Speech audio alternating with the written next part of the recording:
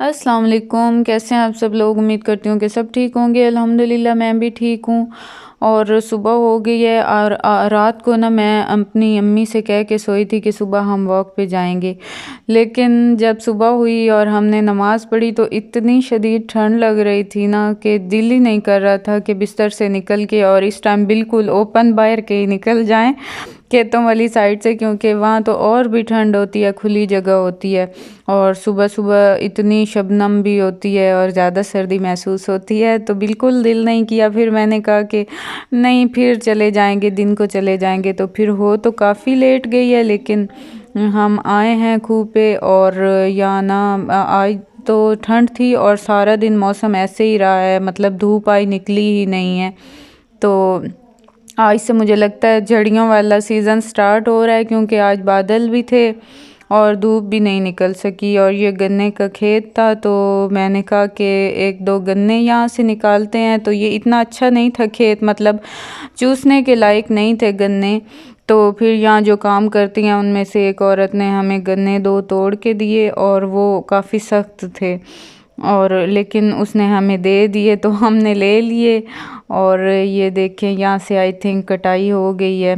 तो ये उस बेचारी ने हमें ढूंढ के अंदर से निकाल दिए, क्योंकि सारे गन्ने अच्छे नहीं थे। कोई कोई इन लोगों को पता होता है कि कौन सा चूसने के काबिल होता है। तो इस बेचारी का एक हाथ भी नहीं था, उसने हमें एक हाथ से ढूंढ के और ये निकाल के दिए।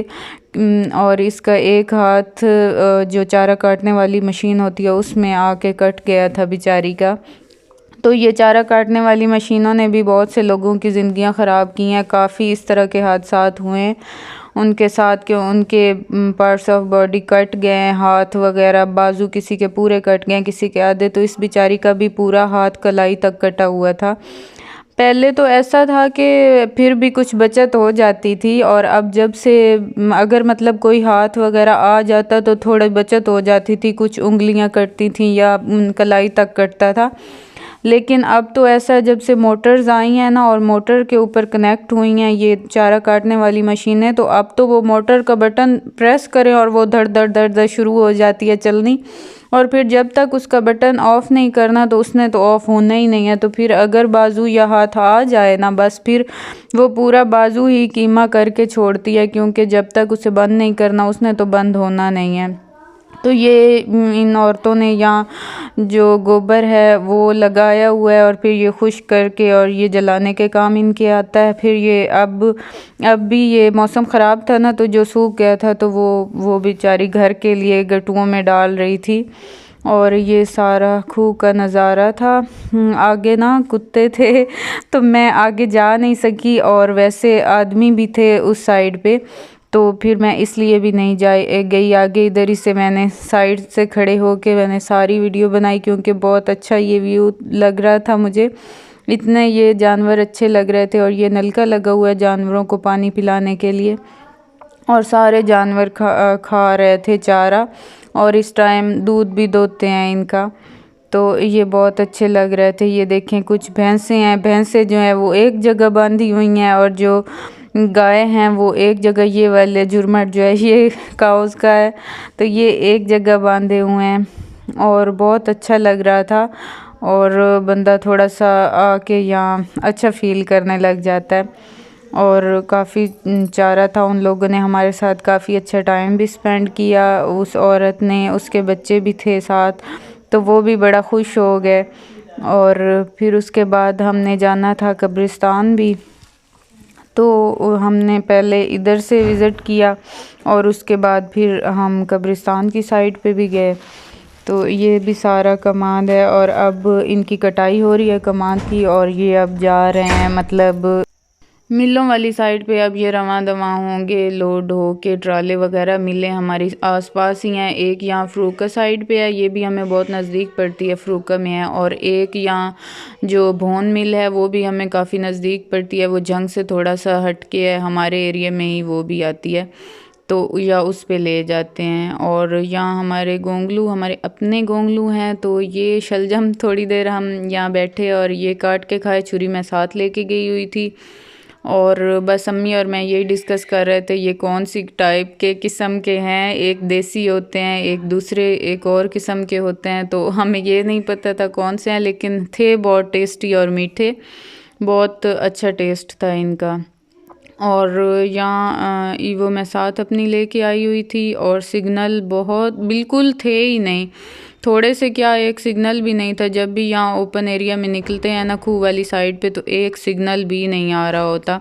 शुक्र है जहाँ हम रहते हैं मतलब देहात के अंदर जहाँ हमारे घर हैं वहाँ होते हैं अच्छे खासे, और ये थोड़ा सा ही हमारा ये खूह साथ ही है, और लेकिन यहाँ ओपन एरिया में उल्टा आने चाहिए, यहाँ बिल्कुल एक भी नहीं होता सिग्नल। शुक्र है मैं यहाँ रहती नहीं थी गाँव दे मतलब खूह पे।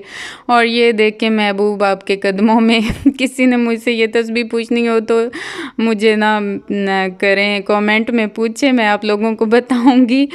क्योंकि मेरी जो तस्बीह है ना वो उल्ट हो जाती है, मेरी जो तस्बीह है वो महबूब ना अपनी माँ और बहनों के कदमों में चला जाता है। मेरे साथ तो ये हादसा होता है, क्या पता आप लोगों का सही हो जाए। तो ये हमारा एनीवेज़ मैं ये मजाक कर रही थी, ऐसा कुछ नहीं है। और ये साथ ही हमारा कब्रिस्तान है, यहाँ हमारे सारे अपने प्यारे दफन हैं, और ये नलका भी है लगा हुआ, और अगर नसीब में हमारे भी है दफन होना तो हम भी इसी जगह पे ही दफन होंगे। पहले काफ़ी यहाँ सब्ज़ा और मतलब दरख्त, और एक करी का दरख्त होता है जो कब्रिस्तान में होता है, वो काफ़ी फैल गया था, और अब इन लोगों ने ना हमारे मर्दों ने यहाँ से ये सारा साफ़ कराया कब्रिस्तान, अब सारी कब्रें अच्छे से नज़र आ रही होती हैं। और अब काफ़ी लोगों ने ये सारी पक्की भी बनवा ली हैं कब्रें। और ये साथ में सड़क है, और इसके उस साइड पे हमारा बिल्कुल गांव है। और ये फिर सुबह सुबह ना मेरी भाभी ने आग जला के और दूध बॉईल कर रही थी बाहर सहन में और लकड़ियों पे, तो मैंने कहा चलो अब आग जल गई है, अब मैं आगे सारा काम करूँगी, अब तुम उठ जाओ। तो फिर मैंने बैठ के बॉईल किया और वीडियो भी बनाई, और साथ मेरी भतीजी भतीजे भी थे। और मेरी भतीजी है इतनी नॉटी है ना, वो साथ साथ ही मेरे जुड़ी रहती है हर काम में, वो बिल्कुल अटैच होती है मेरे साथ। तो मैं लकड़ी लगा रही हूँ, वो भी साथ साथ ही लकड़ियाँ लगाने की कोशिश कर रही है, और थोड़ी थोड़ी आगे मुझे उठा के दे रही है, ये लगाओ साथ। और यहाँ मेरी भाभी कह रही थी कि मुझे हर काम करने में कोई मसला नहीं होता, मैं जल्दी जल्दी फटाफट कर लेती हूँ, लेकिन जब मैं आटा गूँधने का सोचती हूँ तो मुझे इतनी मौत आती है, हालांकि कोई ख़ास मुश्किल नहीं है, लेकिन कुदरती मेरा बिल्कुल दिल नहीं करता आटा गूँधने को। तो मैंने कहा चलो कोई मसला नहीं, आज मैं ना ये आज मैं तुम्हें मौत नहीं आने देती, आज मैं गूँध देती हूँ। तो यहाँ मैंने आटा गूँधा, और उसने वो मेरी कैमरामैन बनी रही, और बस बातों बातों में टाइम गुज़र गया, आटा भी गूँध गया। और उसके बाद आज मैंने सालन भी बनाया था, और रोटियां मेरी भाभी ने बनाई थी, और ये सालन है, एक है ये आलू और गोभी का, ये मैंने बनाया था, और एक और सालन है जो मेरी अम्मी ने बनाया था। ये वाला सालन है उसका अरेयों का, या पता नहीं क्या चीज़ इसको कहते हैं, तो ये उस चीज़ का सालन है, ये भी साग की तरह ही बाहर से तोड़ के लाते हैं खूह से, और ये एलर्जी के लिए बहुत अच्छा होता है लोग कहते हैं। तो ये उस दिन जो प्लास्टिक शीट लेके आए थे बाज़ार से, मैंने व्लॉग में दिखाया था बाज़ार भी, तो ये आज हमने काट के और अम्मी लोगों की शेल्फ़ पे डाली है सारी, क्योंकि इससे फिर साफ़ करना शेल्फ़ से सही से साफ़ हो जाता है, क्योंकि इस शेल्फ़ पे मार्बल नहीं लगी हुई। तो ये हमने किया, और उसके बाद यहाँ रोटियां बन रही हैं, और बस यही थी मेरी आज की रूटीन। रात हो गई है, दुआओं में याद रखिएगा, मिलेंगे नेक्स्ट व्लॉग में, लाइक और सब्सक्राइब ज़रूर कीजिएगा, और मिलेंगे नेक्स्ट व्लॉग में, तब तक के लिए अल्लाह हाफिज़।